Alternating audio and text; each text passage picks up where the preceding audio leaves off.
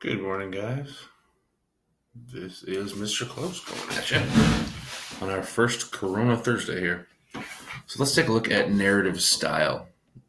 This is first or third person who's telling your story.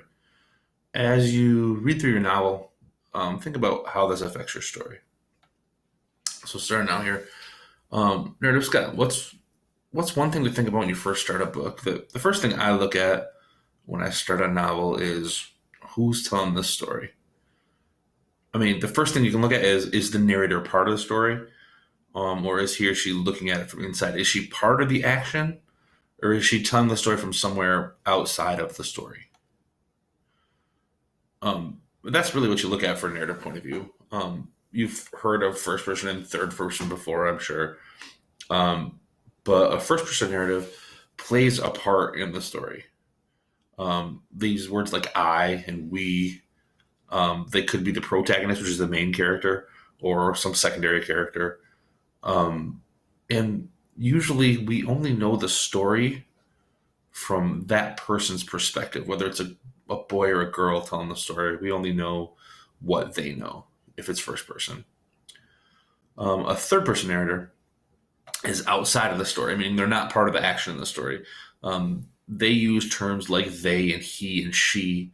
They could be omniscient, which is just a word for knowing everything that every character is thinking in the book. Or it could be limited, meaning they only know either the main character or sometimes one or two characters, what they think and where they're coming from. So those are the two major types of narrative point of view. There is second person, but almost nothing is ever written in second person except for instruction manuals. So we're not going to worry about that today. Why is the narrator important?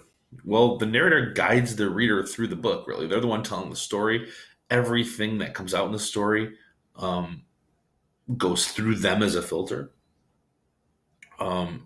If your story's in first person, the narrator is a fictional character. That character has opinions, has preferences, weaknesses, and strengths that can affect the reader. In a first person narrative, the narrator can lie to you. They can tell you things that aren't true, or they can tell you things that they think that aren't the true reality in the book.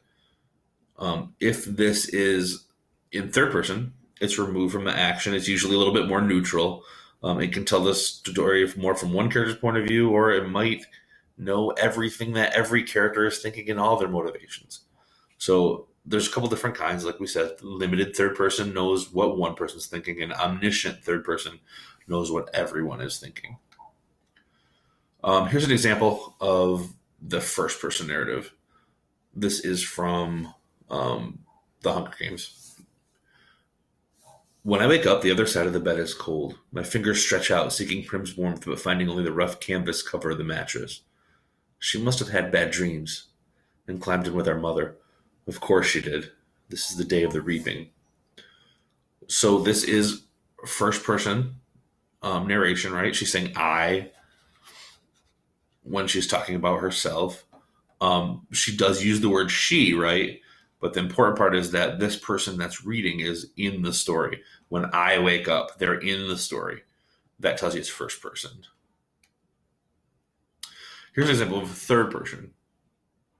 Jill was scared to admit that she liked Jack, but little did she know he liked her too. In fact, as she spent her days trying to think up creative ways to avoid him, Jack was planning out creative ways to ask her to the school dance. This is third person.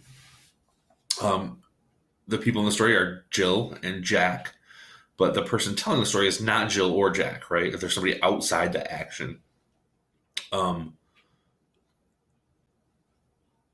That's what that she and Jill and Jack tell you, right? We also know that this third person narrative knows everything everybody's thinking, right? This third person narrative somehow knows that Jill was scared and she knew what Jack was planning, right? So this third person knows what Jill is thinking and what Jack is thinking. So this is third person omniscient because it knows what everyone's thinking. All right, that is pretty much it for first person and third person. The questions you guys are going to have to fill out are basically just that in your own book. You're going to need to tell me some quotes from your book to prove to me that you are correct. But other than that, You guys are on your own. Have a good Thursday. What a weird time we're living through, right? But take care of yourself and take care of each other. And I will talk to you guys a little bit later.